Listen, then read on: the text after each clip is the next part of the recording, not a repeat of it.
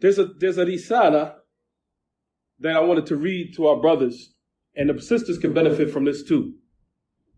As I talked about the story, what happened with Qadi Shuraih, or Shuraih al-Qadi, the great tabi'i, and also when he was speaking and addressing the great Imām al-Sha'bi, Amr ibn al-Sharahil al-Sha'bi. But before I get back to that story, I wanted to read this letter. Alhamdulillah, I found it on Sahab, on Sheikh al-Bufayri's website, in Sahab, and he gave a letter to a brother, or it's a brother, before he married his daughter off. And this is something that will help our brothers too. Before he married his daughter off, he gave her some advice. Before he married his daughter off. And the name of it, the risala, was called A Bunayati, or my daughter, my beloved daughter. So listen to this letter that he gave to his daughter before he married off. And even myself, I contemplated on this a lot myself. I benefited from this letter, from this man who wrote a letter to his daughter before he married her off. So just to skip down before I get back to what I want to talk about, he says, السلام أعظم تحية سلم الله بها على المرسلين وأمر الله عباده المؤمنين أن يحيوا بها نبيه وأنفسهم وعباده الصالحين. He says salam. He gave salams to his daughter. يحفظك من بين يديك ومن خلفك وفي نفسك وبدنك. May Allah protect you from in front of you, from behind you, and in yourself and in your body. And the father said, وَتَغْمُرُ قَلْبُكَ وَتَكْتَنِفُ حَرَكَاتُكَ وَسَكَنَاتُكَ.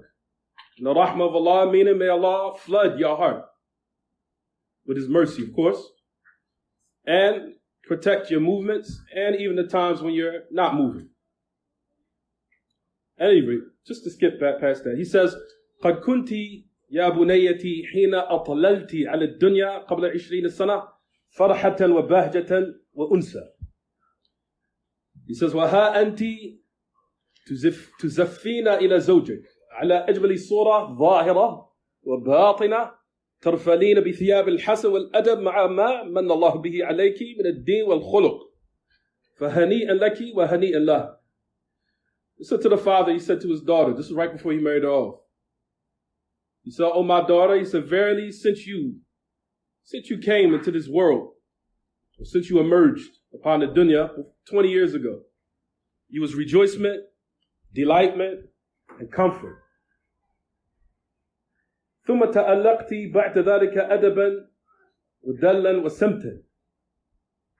He says, then after that you became somewhat spoiled, but after that you had manners, etiquette, and you had good character.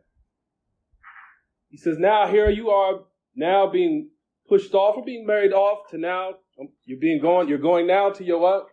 To your new husband. He says in the most beautiful manner of what is apparent and inwardly.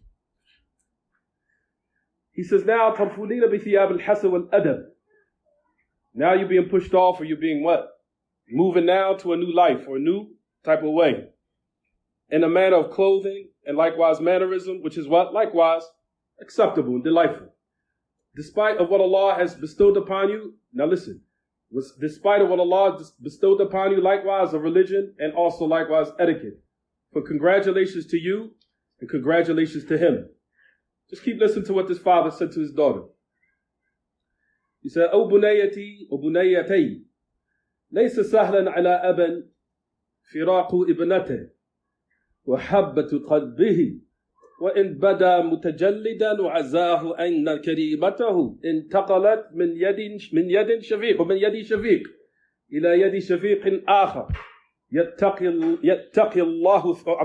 يتقي الله فيها ويرعى حرمة الزوجية يسرها وتسره يلاعبها وتلاعبه يؤانسها وتؤانسه. He says, oh my daughter, it's not easy upon a father to depart from his daughter and the love of his heart. He says, even though he's showing mutajallid, that he's enduring it, even though he's trying to show it, and he's trying to be strong, but azahu anna karimatu intaqalat. He's trying to show all that type of what? that strength, but it's hard. He says that what was generous to him now is moving on from a hand of a person who is sympathetic to now to another person that's inshallah sympathetic. That he will what? Fear Allah now. And protect her, and he will take in consideration the sacredness of zawjiyah, the life of what? Of marriage. Where he will do his best to try to make her happy, and she will make him happy. And he will play with her. يُدَاعِبُهَا وَتُدَاعِبُهَا. He will play around with her, and she play around with him. And make her comfortable and make him comfortable. He says, وَلَوْلَا ذَاكِ وَلَوْلَا أَنَّ فِي الْبَقَاءِ مَنْقَصَ وَلَوْلَا أَنَّ الزَّوَاجِ مَكْرَمَ وَمَعَزَّ ما كان سوادك يفارق سوادي ولا أظلك بيتا غير بيتي إلا أن يشاء الله. He says it wasn't the fact that you remaining here will be something of a manqasa, meaning it will be a fitna for you, meaning you staying in the house, not being married off, and knowing the fact that more than likely she's being tested in herself because she knows she's trying to fight temptation to the end of it. He says it wasn't the fact that also likewise zawaj is considered something honorable and something noble. He says he was being a little bit he was using some high eloquent speech to make it decorated, but just to make it in the more layman's terms, he said that your blackness doesn't reach or leave off my side, meaning that you don't depart. If it wasn't the fact that these affairs were the reality, because we know at the end of the day this is the reality. Women have to be married off. People have to get married. This is how the human beings multiply. This is how they what? This is how their families spread. So marriage is what? It has to take place. It has to what? It's inevitable. So it wasn't the fact that marriage was something honorable and noble. Then you will not depart from my side. You will stay with me. And I will not have you in a house other than my house, except what Allah wills. However, this is the sunnah of the people the first. It is the guidance of the prophets and messengers. And this is basically saying the law in the affair of life. And how progeny, what? Continues. And how people, what? Stay in the earth. He said, لا زلت يا بنيتي كريمة على أبويك تتقلبين من بين بيتيك بيت تالد وبيت طريف فطيبي نفسا وقري عينا. To the end of what he says, inshallah, you still are very generous and honorable upon your two parents. He says that you what? That you flip now you're moving between two houses. From a house in which was talid, that he gave you that comfort, in which you used to remain in, and also used to laugh in. He says, for now, فَطَيِّبِ نَفْسًا وَقَرِّ عَيْنًا. May your eyes be cool. May your eyes have that coolness. And may you also have that what? That well-being in yourself. Now listen to this. This is what the father said. Then he goes on to give advice of what to do and what not to do. And what men like and what they don't like. And what women like and what women don't like likewise. Listen to after he gave this beautiful muqaddimah, this introduction to his daughter. I kind of skipped a couple of lines just for the sake of time. He gave a beautiful introduction to his daughter he was about to marry off. Now listen to this. He said, وَمَعَ ذَلِكِ فَإِنَّ الْحَيَاةِ الزَّوْجِيَّةَ لَا تَخْلُو مِنْ عَوَارِضٍ تَقْتَضِيهَا طَبِيعَةُ الْبَشَرِ. So now he's being real with his daughter. Being real with her. He said, despite of that, he says, marital life, he says it's not free from awarid. Things that's going to take place in your marriage. That's going to what? That's going to take place. A little bit of discrepancies, a little bit of sometimes differing, sometimes not agreeing. Those are called awarid. Things happen. It just happens. It's part of life. Listen to this tremendous advice he gave to his daughter. He says, this is what the nature of man necessitates. There's going to be little discrepancies. There's no such thing as a what? Flawless life. It's being real. He says, وَقَدْ وَقَعْ أَشْيَاء مِنْ ذَلِكِ فِي بَيْتِ النُّبُوَّةِ. Now listen to this. Verily it's taken place from that similar in the house of prophethood. Then the Prophet ﷺ likewise, something happened with his wives. Then things take place with his wives. Didn't it? Isn't that the reality? He says, verily that happened in the house of prophethood. And also وَحُجُرَاتِ أُمَّهَاتِ الْمُؤْمِنِينَ وَلَا تَبْتَئِسِي لِمَا قَدْ يَعْرِضُ لَكِ. He said, likewise, that happened in the dwelling places of the mothers of the mu'mineen. So do not feel sad or grieve of what's going to happen to you. So he's being real to his daughter, giving her advice that reality is there's more than likely going to be problems. وَلَيْسَ الشَّأْنِ. Now listen to what he says to her. وَلَيْسَ الشَّأْنِ فِي حُصُولِ عَارِضٍ مَا وَلَكِنَ الشَّأْنِ فِي أُسْلُوبِ مُوَاجَهَتِهِ وَتَخْفِيفٍ مِنْ وَقَعِهِ ثُمَّ تُجَاوِزُهُ. He said the affair, all of the affair. He says it's not in the fact that these things are not going to happen. He says the affair was took into consideration is how you deal with it. Fi uslub muwajahatihi, how you what? Face it on. How you what? How you engage or how you take it on. How you endure it. How you deal with it. He says also likewise doing the best to what? To relieve yourself of it. And then get past it. Get over it. And move on.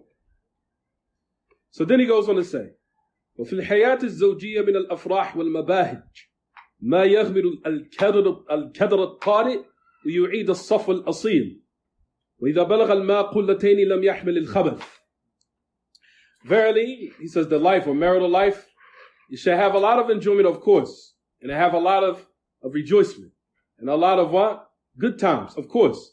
He says, and if that's the case, but the good times are more, he says if the good times are more, then it will what? It will overflood the little dirt particles that might what? Come inside of water. He's just giving like an expression. I think everybody knows the point I'm trying to make. He says, وَيُعِيدَ الصَّفْوَ الْأَصِيلِ وَإِذَا وَقَعَ الْمَاءُ قُلَّتَيْنِ لَمْ يَحْمِلِ الْخَبَثِ. So then he goes on to say, of course, this is what marital life is supposed to be. You see, there's good times. There's more good times, of course. That will overflood those little dirt particles that come about from time to time. He says, and it will bring back the original purity. Because we know water, if it reaches a certain level, everybody knows this in fiqh, then the impurities will not remain. Meaning that the water will what? That which is of. The clean water will remove and wipe out the what? The impurities. Meaning that the good times, of course you have in your marriage, there's going to be what? Little dirt particles that might come in from time to time. Then it will what? But however, that which is of, what dominates or what takes precedence is more good times, it will wipe away the what? The bad ones. So this is what he goes on to say to his daughter. He says, listen to this advice. He says that I have written down. He says, since your marital, or since your khitbah, he says, since your marriage now has started, or your marital engagement has started. He says, and what has came over me of what will make me happy, or something that might even make me upset. Something that even happens to me in my marital life. In order for you to know of what will you hope for, as far as being an ideal spouse and an ideal wife, where you will be happy and you will make him happy. So listen to the first advice.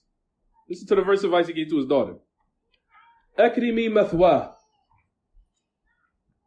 ليكن بيتك listen نظيفا منظما طيب الرائحة لا سيما ما يتعلق به من لباس وفراش ومجلس ومكتب فإن الرجل تأسره الخدمة ويزعجه الإهمال. The first advice he gives her. He says, as much as a woman is able, this is the first thing he said to his daughter, keep your house clean. Keep your house clean and munazzam. Keep it what? Organized. Keep your house clean and keep it organized. Let it have a good scent. Especially of what is connected with clothes, furniture, where you sit, in his office or whatever. For verily, he says, a man, what will give him or hold him captive, of course, is when they see a woman is doing these type of affairs. Of course, I think every man in this room is, inshallah, is attracted to that. You see a woman's house is clean, nice odor, nice scent. It makes a man feel what? Relaxed, at home. It's a home. Feel relaxed. He says, for verily this will be or make him a captive, this type of service. And what irritates him is being neglectful. Of course, a lot of men, of course, we know. You come into a house, everything is just thrown everywhere. We're not talking about women with a bunch of children. That's something different. I'm talking about now he's just marrying his daughter off. She don't have any children yet. She doesn't have any children. So what? So a man likes to come home to where it's what? Clean, organized, to the end of it. This will what? This will what? Make him a captive to you. Because he wants to come home. It's number one. So this is the second advice he gave to his daughter. وَأَكْرِمِي نَفْسَكِ الْبَسِي فِي بَيْتِكِ مَا يُعْجِبُهُ وَالْبَسِي خَارِجَهُ مَا يُرْضِي رَبَّكِ. Allahu Akbar. So to the second advice he gave to his daughter. Wear in the house what he likes. Wear in the house what he likes. Wear outside the house what pleases your Lord. Wear in the house what will please him. Wear outside the house what pleases your Lord.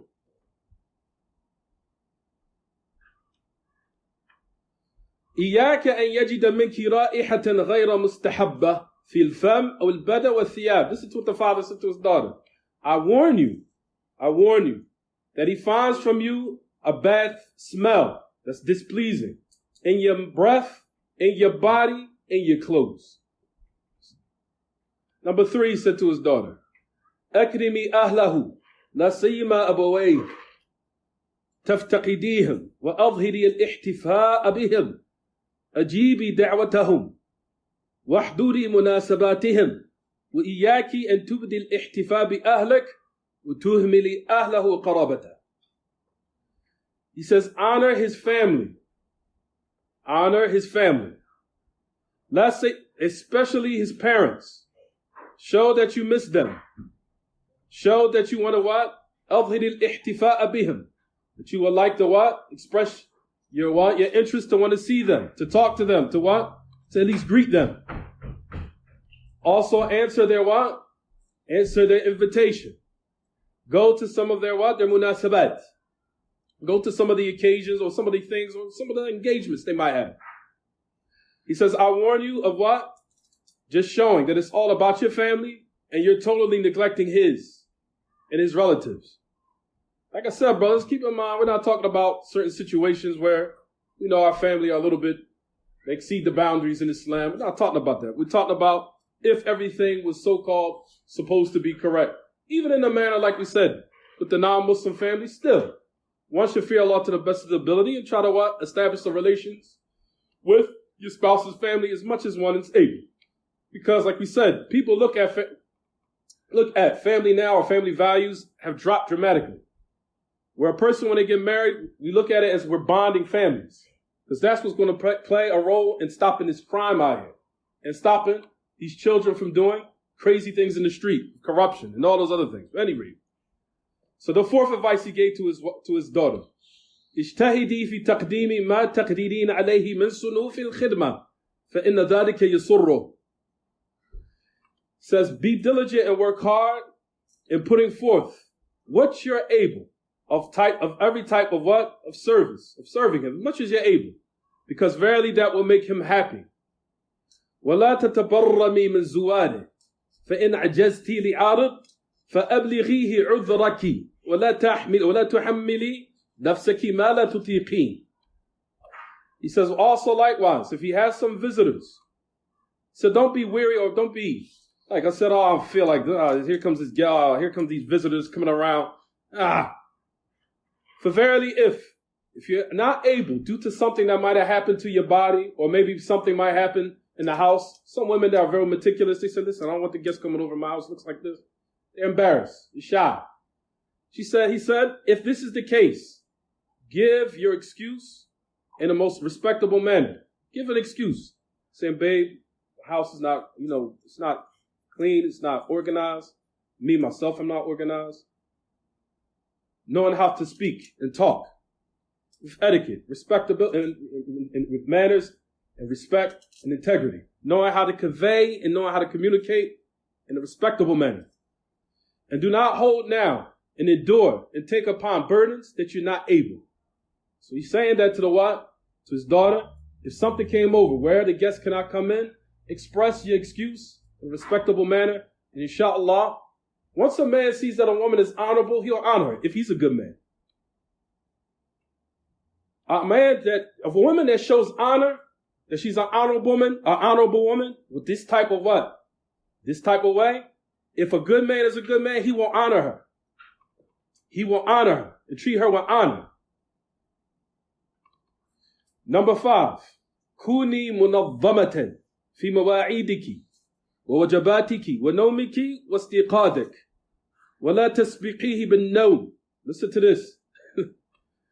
He says, be munazzama. Be organized. As far as in your times, as much as you're able, your foods that you prepare, your sleep, and when you wake up. Listen to what the father told his daughter. Do not precede him in sleep. Don't precede him in sleep on the first night. Don't precede him in sleep on the first night. Do not be engrossed in sleep in the morning and he's in the house. وَلَا تَنَامِ دُونَ ضَبْطِ الْمُنَبِّهِ. Don't sleep unless the alarm clock has been set. You will be blessed in your day, and likewise your needs will be less during the day, inshallah. حاولي أن تتقني جميع المهارات. Also likewise, if much as you're able, try to perfect all the skills in which a woman who's responsible for her house is able, such as cooking, sewing, or organization or administrating affairs in the house. 7. Seventh advice he gave her. Make your work or your domestic duties. He says try to do it during the time where he's not there. وَافْرُغِي لَهُ حِينَ إِيَابِهِ. Then devote to him when he comes home. So do your domestic affairs, handle them when he's what? He's not there. Then, if much as you're able, devote towards helping him once he's in the house. He's home.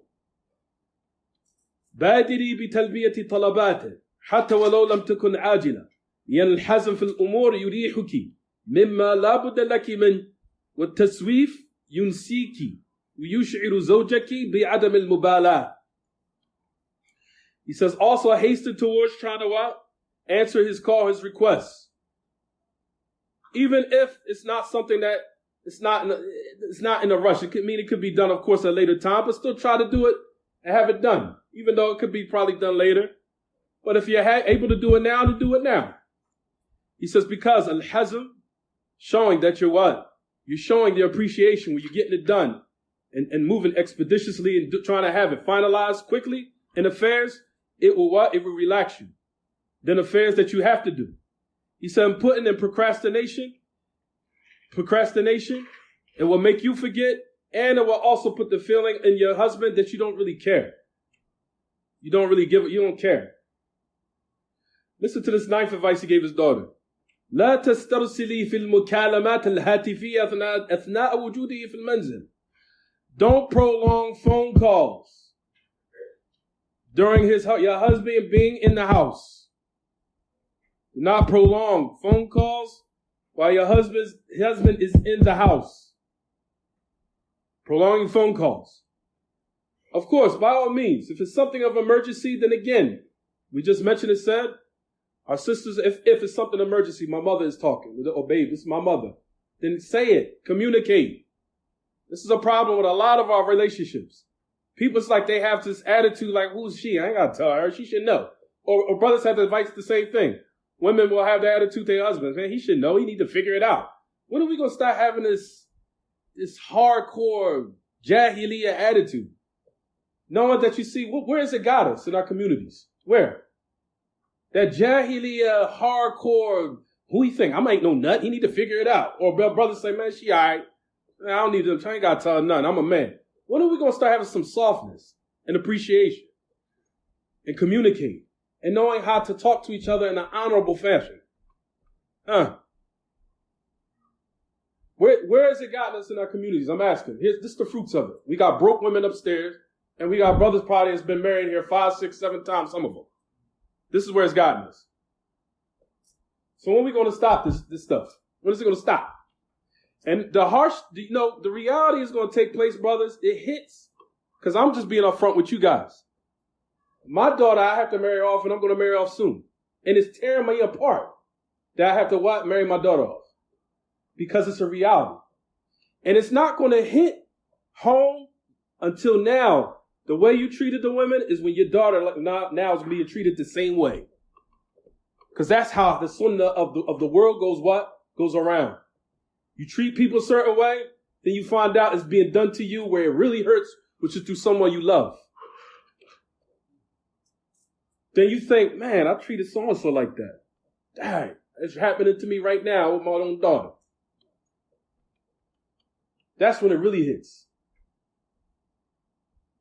See, a lot of people don't think of it that way. It's a game. It's cool. Yeah. We going out on a date. Yeah, we turning up. We haven't gone to, we turning up. You know what I mean? It's fun. It's fun in games now. But no, for sure, it's repercussions. Everything is a game and a joke until the repercussions come back. Then it's not funny no more. See, now when we see our daughters and our children now being dealt with in the same manner, then we now start to feel some type of way. So this is what we have to realize. So again, listen to what he says. Don't prolong the phone calls when he's in the house. And if a woman knows that she has to take the phone call, then of course express it in a mannerable in a very respectable manner. Babe, this is my mom. Babe, this sister just called me. She said that something happened in the street.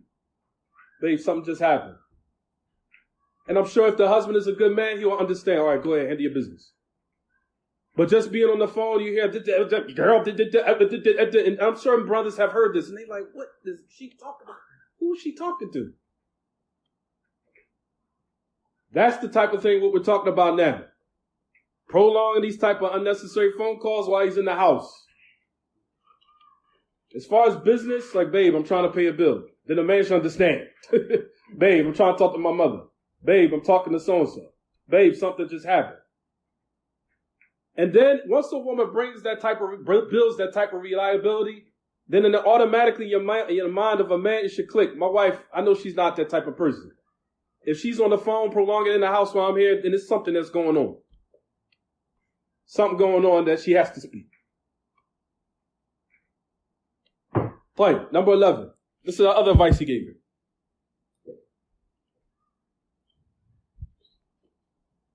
He says, تجنبي مجادلتها مهما كانت قناعتك برأيك واكتفي بالبيان مرة واحدة فإن كثرة الجدال توغل الصدور ولا تحقق المقصود.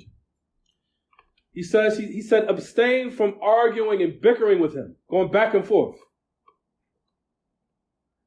No matter how much you are content with your opinion. No matter how much you are content with your opinion. Suffice with clarification. One time, respectfully. Babe, I can't do that because of this. Babe, I'm sorry, I can't do it because of this. This has taken place. Hey, I'm sorry, we can't do it because I had to pay this bill, so the money not there. You can't do it. You have to be mature. Doing it respectfully. Clarify it, say it to your husband. He said, for verily, an abundance of bickering and argumentation, he says, it will what? It will pollute the chest, meaning it will what? It will put something in your heart for your husband. And it will not carry out what is intended, what is the ultimate goal. Rather, humbling yourself in front of your husband, he says it will what? It will attain his sympathy, if he's a good man. Showing that a woman is humble, showing that she's able to break herself down in a humble manner. But a lot of us, like we said, we're the opposite. I ain't going to show him I'm weak. Strength is when, like we said, strength is when you're able, when a woman is able to show her femininity, and you're able to what? You're able to humble yourself where you're able to accept it. And not showing always and all the time that it's from a man to what? Be hard and strong. No. Oh man, I'm a man. Like, yeah, you all right. Babe, I love you. You know I love you, right? But I can't do it. Because good man's a good man, he would say, you know what? You're right, babe. I'm sorry. Instead of having this attitude, man, just shut up. Why don't you shut up? You fat anyway. Nobody wants you anyway. You ever look in the mouth? You look at that gut that's hanging over your waist? Look in the mirror. Look, go ahead. That's a vicious tongue. This is how we speak to our women. No, for sure you have daughters. A lot of us in this room have daughters. Put yourself in a position where do you want a man speaking to your daughter like that? How would you feel? See, all of us went from the street. I'm ready to get my gun, blow his head off. What about the man who you was treating his daughter to? You think he might not have felt the same way?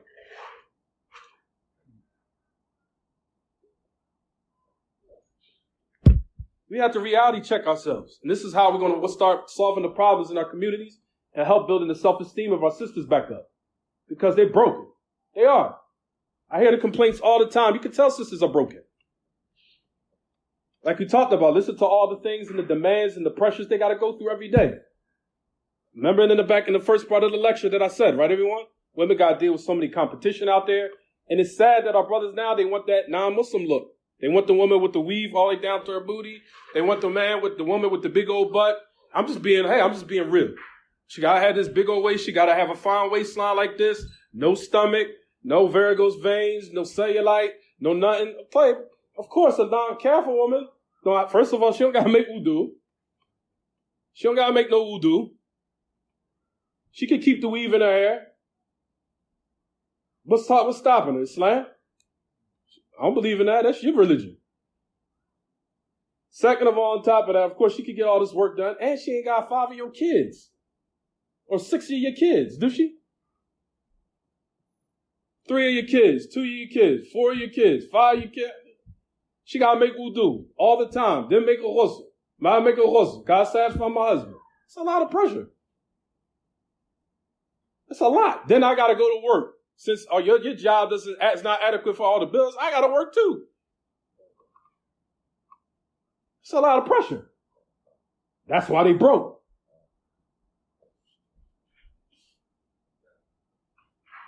Number 12, he said to this daughter, also advice. So notice I'm advising our brothers and I'm advising our sisters simultaneously. You notice I'm going back and forth. It's kind of like a pool. I'm doing it strategically. But anyway, number 12. تحملي مزاجه وإن بدا لك ثقيلا فاحتمالك مزاجه حال رضاه أهون عليك من تجريحه حال سخطه. Listen to this advice, this key advice. Put up with his demeanor. Even sometimes you might find the demeanor time to time is real it's heavy. For verily you able to tolerate his demeanor while he's in a state where he's pleased. He says it's more easy upon you than trying to insult him and trying to put him down in the state while he's While he's angry. Meaning beating him down while he's down. Beat him down. Hey, get up. What are you crying for? Man, like you said, we endure a lot of pressures too. The thing that helps a man keep going is when they see that his woman is feminine. Showing that femininity. Men need that to help keep going. They need that softness. And they need some hardness at certain times too. They need both. No doubt. Especially myself, and I'm talking about myself. I got a strong personality. It is what it is. My wife, sometimes she knows when to be soft for me, and she knows sometimes when to put a foot in my behind. And she knows that's good for me. But she does it respectfully. She doesn't call me out my name. She doesn't say you P, you N-word, you D-word, you mother E, to the end of it. She doesn't say that. She knows how to She knows when I need that softness, and she knows when I need that that foot in my behind. But she does it respectfully. She doesn't call me out my name. You dumb N word, you D word, you mother E word, to the end of it. Those words are not used. I never heard that come out of my wife. Those words are not used with my wife. And every time she knows when she does that, she gets what she wants out of me. Because she knows how to She knows when to use that feminine, that side. And then she knows when I need that That heart, that assertiveness. I need that assertiveness to keep me Keep me straight, keep that balance. But that's the problem now. Due to America, the women now, everything is thrown off because America teaches everybody can have mixed roles. And it's unfortunate, it's sad to say that people are accepting this type of way of a life. It isn't. When people don't know their roles, things are now It's chaotic. To the point where they think of men are like women are like men, or you could be both at the same time, or whatever. Confusion. When people know their roles and know their selves, and they're also confident by starting with the Aqidah first and knowing about their Lord and knowing that there is going to be a Lord that's going to hold them accountable, then that's when things are going to start changing, especially in our households. So notice that he said Put up with his demeanor. even though it might be sometimes a little bit heavy. For verily you putting up and enduring his demeanor while he's in a state where he's pleased, where you see that he's in a good mood, is more easy upon you than what? Insulting him during the time where he's angry, when he's what? Going through things. Beat down. I'm going to beat you down even more. Kick you while you're down. Bah! Feel that. That's how we are. That's how the Muslims supposed to be. That's how the Salafis supposed to be with each other. Kick you while you're down. That's the minhaj we on. Or are we supposed to uplift people and be merciful because we want Allah to be merciful on ourselves? Because we know the hadith, Ar-Rahimuna yarhamuhum ar-Rahman, yarhamu man fil ard, yarhamukum man fis sama. We know all these ahadith. We come to class. Then as soon as something happen in our lives that don't go our way, we go back to what? Jahiliyyah. Go back to either being from so-and-so from the street or Bonquisha from what? From the hood. That's what we go back to when what? Something doesn't go wrong in our lives. We learn all these ahadith day and night. Oh, I know that hadith. All right, can you apply it now? A brother insulted you. Why can't you just walk away? Why you have to retaliate and go back and forth with him? Then do it in front of the masjid because shaitan loves that. See, look at these two dumb Muslims arguing while the kuffar looking. Look at the two Muslims acting like monkeys in front of the masjid. Look. That's what shaitan sets it up, especially with the Salafis, because shaitan knows that the Salafis is the one who truly have life on this earth left. Because they're the people of the truth. So he loves to stir up a lot of fitna with them, the most. He loves it. So now you guys arguing in front of the masjid will be a reason for the non-Muslim across the street to say, see, told you. That's the reason why I want to be Muslim. Look at that. Look at the girls with the two bayas on their head, the black scarf, tearing it off. Look at them. Yep. Well, all you had to do was fear Allah and be confident and just walk away. Bye. You dumb bee. I know your Louis Vuitton is fake. It's a fake pocketbook. And you know in your mind, that's the confidence and the self-esteem coming. You know in the back of your mind. You just don't know. First of all, I'm not going to rock a Louis Vuitton. This is real. Because I'm confident like that. That's how a woman would what? Play. And I'm not going to go back and forth with you. I'm going to just have class. I'm walking away. And that's even with myself. I'm not rocking nothing of a Cartier, nothing. This is real. That's how I'm doing it. And if someone say, oh, that's fake, I know you what? You're not confident in yourself because why are you worried about me? I don't worry about what other men wear. I don't worry about men's weight. I don't worry about what they wear. I don't worry about none of that. If Allah's giving it to you, alhamdulillah. But I ain't got to worry about another man. Oh, is that fake or not? That shows that you have some low self-esteem and confidence in yourself. It's the truth.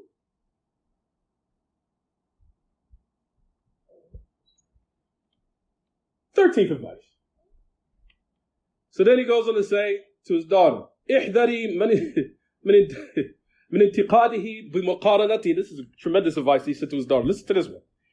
احذري من انتقاده بمقارنته بإقرانه فإن ذلك يخدش رجولته ويحمله على مقابلتك بالمثل ووقع ذلك على المرأة الشد من وقعه على الرجل. Listen to what the father said to his daughter here in the 13th advice. Be cautious of you criticizing him in front of his friend or in front of people who he respects and loves. Verily, that will what? That will infringe upon his manhood. That will infringe upon his manhood. وَيَحْمِلُهُ عَلَى مُقَابَلَتِكِ بِالْمِثْلِ. And it will also be an incentive for him to do the same thing back to you.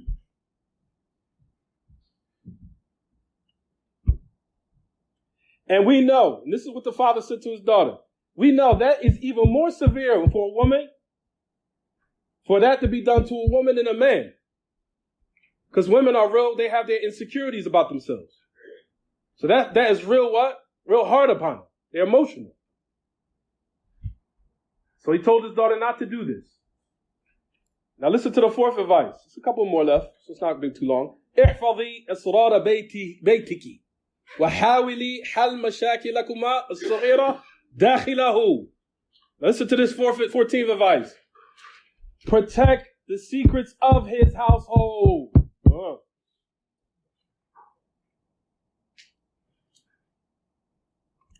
Protect the secrets of his household. Try to solve your small problems inside of the house. فإن أحوج الأمر إلى مشورة فأقرب الناس إليك وأقرب الناس إليك أبويك فلا تترددي ولا تكتمي فإن ذلك يؤذيك والنفس تستريح بالبث إلى ذي عقل. He says, try to solve your minor problems in the house. If the affair needs consultants, where you need some type of advocate. I don't want to say advocate, but a person that can help you, give you advice. Then let it be the closest person to you. Then this needs a little bit of details. Of course, maybe getting advice from your family, but we know, especially due to our parents not being Muslim. Of course, you're probably talking about Muslim parents here. Due to them not being Muslim, of course, we know that they don't understand.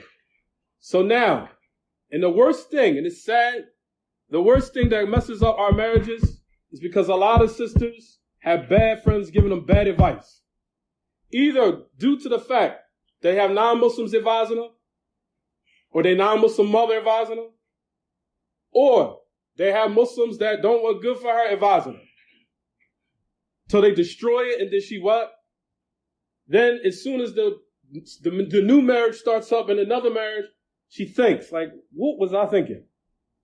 My previous situation wasn't all that bad.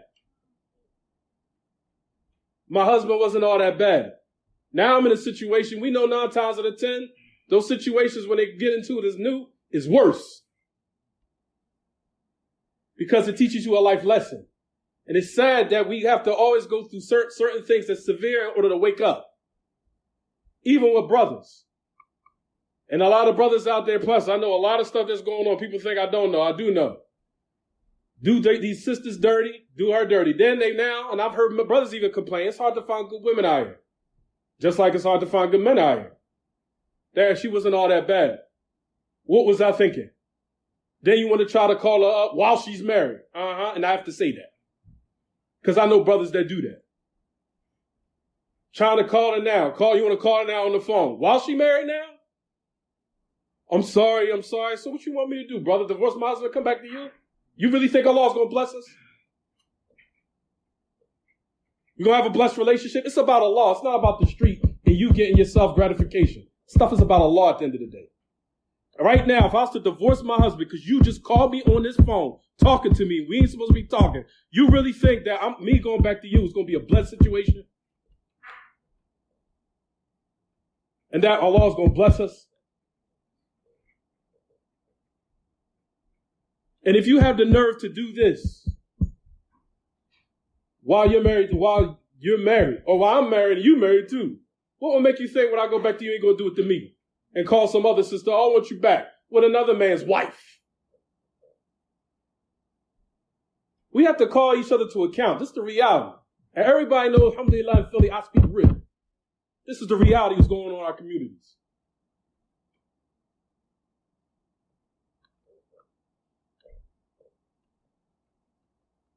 Fifteenth advice. لا تهجري فراشه مهما كان السبب وإلا فسيعتاد الاستغناء عنك. Listen to this, another advice he gave to his daughter. Do not boycott the bed with him. No matter what the reason is. For verily he'll become acclimated for not needing you in the bed. الاستغناء عنك, I don't need you to sleep here anyway. Go ahead, sleep in another room. You start getting used to it, it's going to be a problem. 16th advice. احتسبي على ربك كل ما تقولين. This is the final advice, and he gives a great advice for this. And this is, subhanAllah, I should have mentioned this first. But at any rate, this is the last one. Take in consideration, or take into account you with your Lord. See, Aqidah now. Goes back to Aqidah. not only in this area now, where even in Cherry Hill, New Jersey, and all these other places now, even up the street, the Ikhwani masjids, and even amongst these new callers that everybody being deceived by, making war with the da'wah of the Prophet ﷺ of Tawheed, looking down upon it, everybody's going to that direction. A lot of people, not saying, a lot of people going to that direction. And like we said, we've seen the likes of these type of calls. Anybody that doesn't do what the message of Allah ﷺ does in his da'wah, it's going to fail. I don't care how much fiqh you teach. I don't care how much fiqh you can fiqh a person's head out, his brain out. I don't care. If you do not start what the message of Allah did for 13 years, your da'wah is going to fail. Fail. Is that my words? No. That's the words of Allah. وَمَنْ يُشَاقِقِ الرَّسُولِ مِنْ بَعْدِ مَا تَبَيَّنَ لَهُ الْهُدَى وَيَتَّبِعْ غَيْرَ سَبِيلِ الْمُؤْمِنِينَ نُوَلِّهِ مَا تَوَلَّى وَنُصْلِهِ جَهَنَّمَ وَسَاءَتْ مَصِيرًا. That's what Allah says. You go against the message of Allah and his methodology, what? Turmoil in this world and in the world, this world and the hereafter. You can fiqh a person's brain out. Because I heard now they go to these new masajid, i'tidal, wasatiyah, all these other nonsense, these new calls of they trying to fiqh the people's heads out, fiqh. And I'm asking people right now, just to, does this make sense? If I put a tree up with branches with no trunk on it, you think it's going to stay up in the air? It's 1 + 1 equals 2. I'm asking. You try to put branches up on a tree with no trunk on it, no root. What is it going to happen? They're going to fall right on the ground. Things are just simple and clear as day. That's the route you want to take, but that's where people are going towards now. But however, we see that the Salafis are working to try to correct the people's minds and build their self-esteem up based upon this this origin. And this is what we're trying to do. That's the reason why you see in a lot of the classes, everybody knows Abdur focuses on Tawheed. Why? Because it's It's rectifying the people's mindset, and it's going to build their self-esteem back up. Because I'm trying to build a tree with a trunk on it that's founded and laid down in the ground real well. So when the branches do come, they stay strong. So when the winds come, when a person insults you in the masjid, you won't be arguing in the masjid. Because you know you have a Lord that's watching you. And you wouldn't be thick that try to now cause some commotion in the house of Allah. That should be arguing. I'm not going to argue with some sister that thinks that I got a fake Louis Vuitton bag on or something like that. I'm not doing that in the house of Allah. I have more honor for myself to do that. I have more respect for myself to do something like that. I have respect for Allah's religion to do something like that. But you know what we've been cultivated upon is what? Tit for tat. Tit for tat, tit for tat, tit for tat. Who's thinking you're going to talk to me like that? I'm going to show you who I am. All that jahili is going to hell. So leave it in there.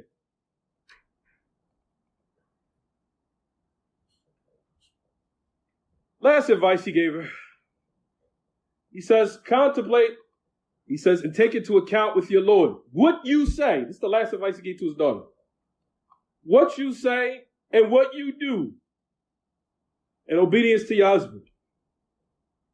For verily that will be from those affairs that will necessitate you in entering paradise. So he took it back to Aqidah again. وفي الحديث أن النبي صلى الله عليه وسلم قال إذا صلت المرأة خمسها مسلم الإمام أحمد وحصنت فرجها وطاعت بعلها another narration says زوجها دخلت قيل لها ادخلي الجنة من أي أبواب الجنة شئتِ. To the end of it. If a woman prays her 5 on time, not when she's in the mall saying I'm praying when I get home knowing that the time went out. No. On time. Even if you got to get your prayer rugs and pray in the back of your car where people can't see you, your prayer's done on time. Pray your 5 on time. She keeps her private parts chaste. Chaste and chaste, you can say either one. وَطَاعَتْ بَعْلَهَا. Obeys her husband. So, brothers and sisters, this is from what pleases your Lord. Because I know here in America, women have been brought up upon as what? Go against a man. You don't need a man.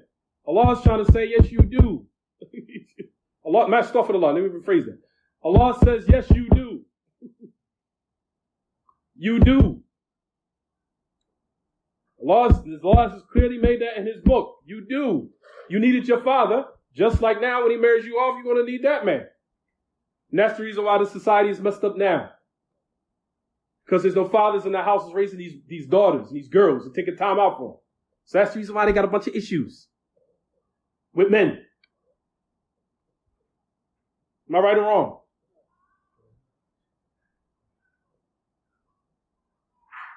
So a woman now, it's about Allah. Allah is saying you have to what? Humble yourself. It's sad that like when it comes back to the Aqidah, sisters, you shouldn't be bitter over what? If you was in a situation where you did your best you could. A person only feels guilty when they know that they wasn't upright. A person doesn't feel guilty when they're able to walk out of a relationship. Either they did the best they could or they tried to make it right. No one tries to feel, they don't feel guilty after that. I did the best I could. I've been upright as much as I could. And if I did wrong, I tried to fix it. So I don't feel no type of way in my chest. Right? However, a person feels guilt when he know they were wrong. So it haunts them in their head. So now, what is the means now? The means now to try to rectify yourself is to say at the end of the day, I'm not going to be bitter. Because a lot of women are bitter because of bad relationships. And their self-esteem plummets, goes down the drain. This is where your Aqidah comes in, where you've been learning all these classes in Masjid Nabawiyah and also here and also in the different classes that has been circulated in Philadelphia. This is where the application comes in, especially when someone has done you wrong. When someone says something to you wrong. That's where the test comes in. Whether it be in the masjid, whether it be with your wife, whether it be with your husband, or whether it be with your own friends. That's when the Aqidah manifests itself where your self-esteem now, what your so-called reality, the strength of your self-esteem manifests itself. Where if a person looks at you funny, is looking at you funny, you just keep it moving like, what's up? You all right? You good? I don't have to sink down to a level of ignorance. And nor do I have to retaliate to prove that I'm a strong man. I don't. Because that's what the message of Allah did. The message of Allah, it was honor. He was an honorable, revered man. The man came from the Bedouin and grabbed him by his collar. It says Sunnah Abi Dawood. Picked him up. Message of Allah say to him, you stupid dumb N-word. What you doing, man? You know who I am? Prophet didn't say any of that. You know what he did? When he picked him up by his collar, and the Sahaba were looking like, what? This man crazy. You know what the Prophet said? He smiled at him. Smiled. And I know women up there saying, yeah, that's a real man. It's eternal. Because he was a real man. Alayhi salatu wasalam. Smiled at him. Because we know the ahadith of the message of Allah was what? The Prophet was given the strength like 10 men, he could have easily cracked him. He was the message of Allah. What's the reason for me getting upset with you? For what? Hit you for what? For why? Why would I want to do that? For what?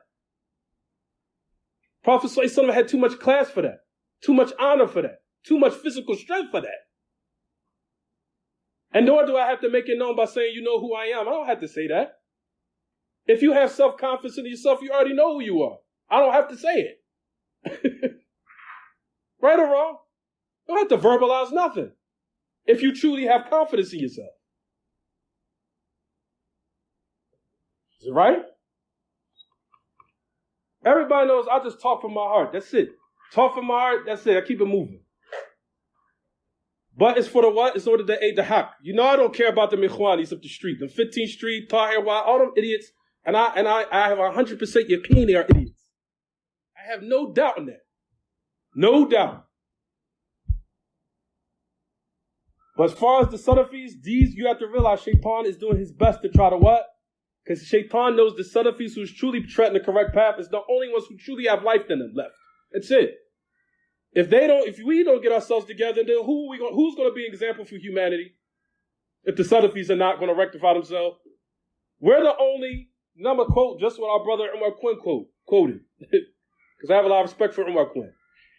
Umar Quinn said in a lecture, he said one day, he said, we're the only people who's left to set an example for this creation. If we're not around, who's going to be an example for the people? Who? We're the only people that has the what? That's going to be the example for the people for the creation. If we don't get it together, then who's going to set an example for them? If we see two sisters out here screaming and hollering and socking and pulling their overhead abiyahs and punching and cursing and sounding like bonquisha outside the masjid, what do you think the Imam Muslims are going to say when they see this nonsense?